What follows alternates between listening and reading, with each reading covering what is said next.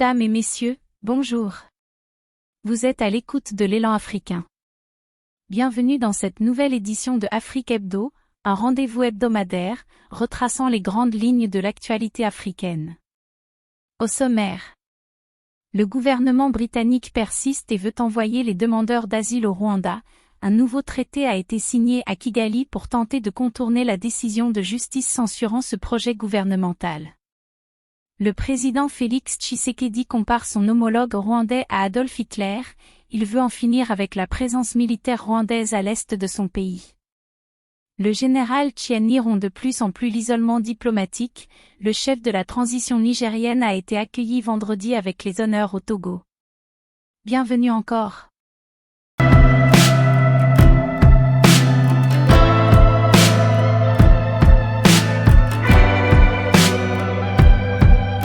Le ministre britannique de l'Intérieur, James Cleverly, a signé mardi un nouveau traité avec le Rwanda pour tenter de contourner la décision de justice, bloquant la politique contestée du gouvernement, consistant à envoyer des demandeurs d'asile vers ce pays d'Afrique. Le plan rwandais est au centre de la stratégie du gouvernement britannique, visant à réduire la migration, et est surveillé de près par d'autres pays visant des politiques similaires. La Cour suprême du Royaume-Uni a statué le mois dernier qu'une telle décision violerait les conventions internationales sur les droits de l'homme, inscrites dans la législation nationale. Le nouveau traité signé mardi à Kigali comprend une disposition empêchant le Rwanda d'expulser les demandeurs d'asile vers un pays où leur vie ou leur liberté serait menacée, ce qui est l'une des préoccupations de la Cour suprême de Londres. Selon le nouveau traité, il y aura également un comité de suivi pour permettre aux individus de déposer directement des plaintes confidentielles, ainsi qu'un nouvel organe d'appel, composé de juges du monde entier. James Cleverly a déclaré qu'il n'y avait désormais aucune raison crédible de bloquer les vols d'expulsion, parce que le traité répondait à toutes les questions soulevées par la Cour suprême, et qu'aucun centime d'argent supplémentaire n'avait été accordé au Rwanda pour améliorer l'accord, par rapport au protocole initial.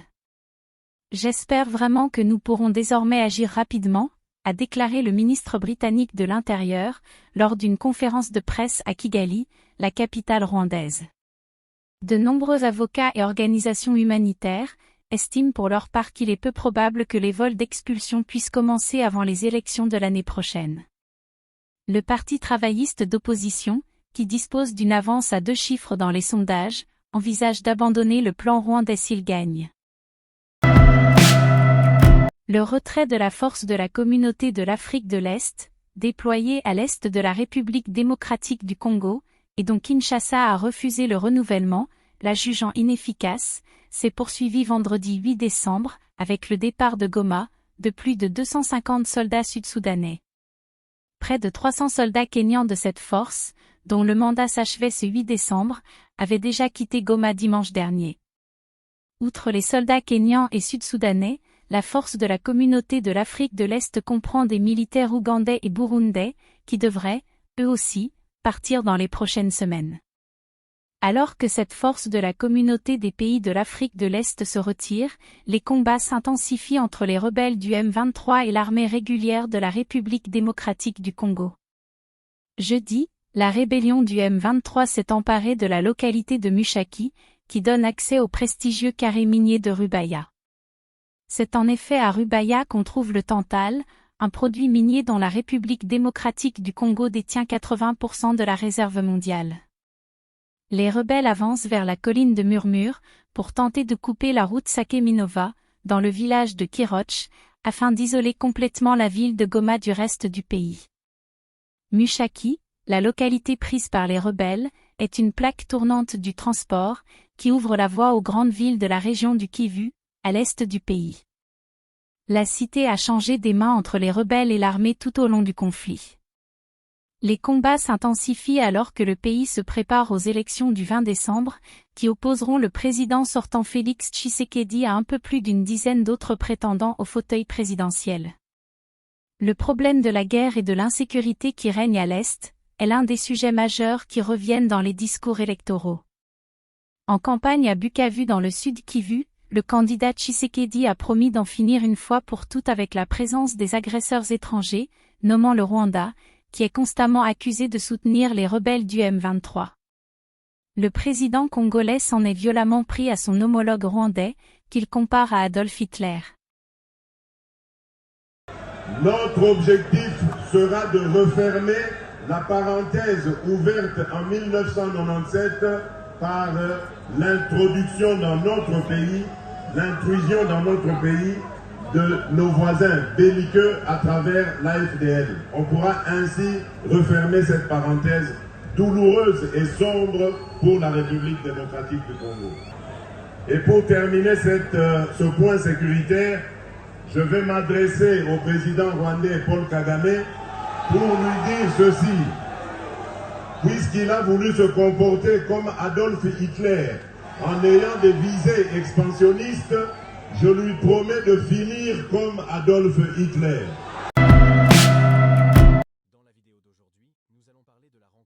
Le président du Conseil nigérien pour la sauvegarde de la patrie, le général Abdourahmane Tchiani, a effectué vendredi une visite de quelques heures à Lomé, où il s'est entretenu avec le chef de l'État togolais, Faure Gnassingbé. Le président togolais joue le rôle de médiateur entre l'organisation régionale, la CEDEAO, et le pouvoir militaire nigérien, issu du coup d'État du 26 juillet 2023.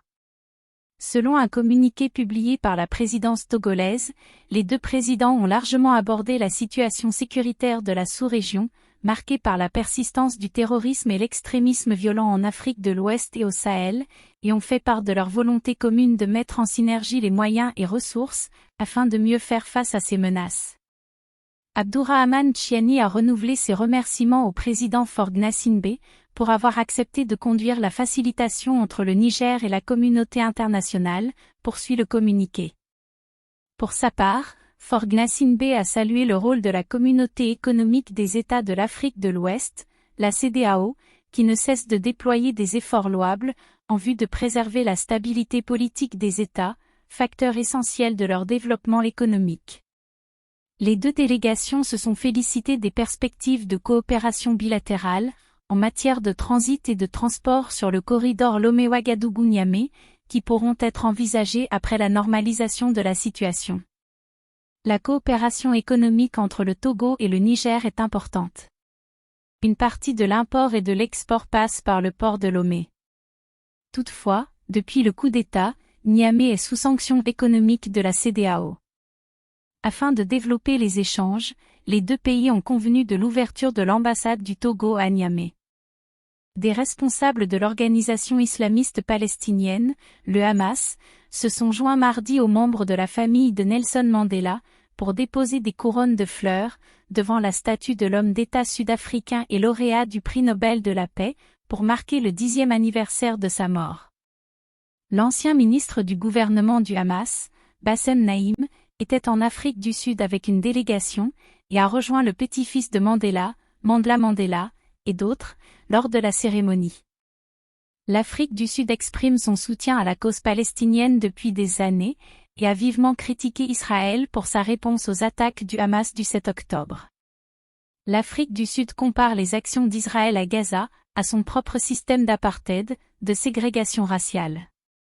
Le parti au pouvoir en Afrique du Sud, le Congrès national africain, autrefois dirigé par Nelson Mandela, a voté le mois dernier en faveur d'une motion au Parlement, visant à fermer l'ambassade israélienne en Afrique du Sud, et à rompre les relations diplomatiques en raison de la guerre à Gaza. La motion appelait à rompre les liens jusqu'à un cessez-le-feu permanent.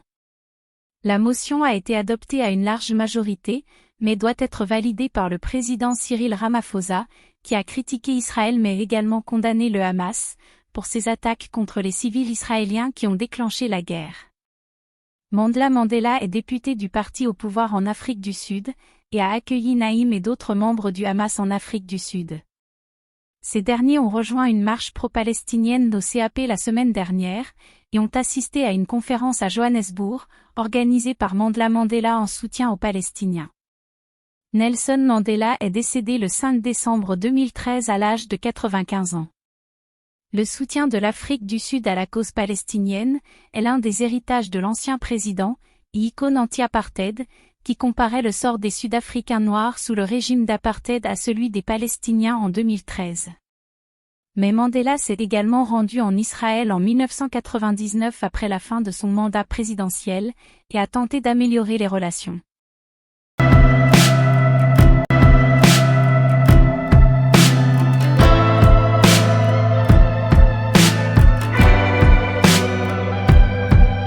Mesdames et messieurs, nous voici à la fin de cette édition de Afrique HBDO de ce dimanche 10 décembre 2023, il ne me reste qu'en vous en souhaiter les titres principaux. Le gouvernement britannique persiste et veut envoyer les demandeurs d'asile au Rwanda. Un nouveau traité a été signé à Kigali pour tenter de contourner la décision de justice censurant ce projet gouvernemental. Félix Tshisekedi compare son homologue rwandais à Adolf Hitler, le président congolais accuse Paul Kagame d'avoir des visées expansionnistes. Le général Tchiani rompt de plus en plus l'isolement diplomatique, le chef de la transition du Niger a été accueilli vendredi avec les honneurs au Togo. Mesdames et messieurs, merci de votre fidélité, prochain rendez-vous dimanche 17 décembre 2023. Excellente semaine à tous, et à toutes.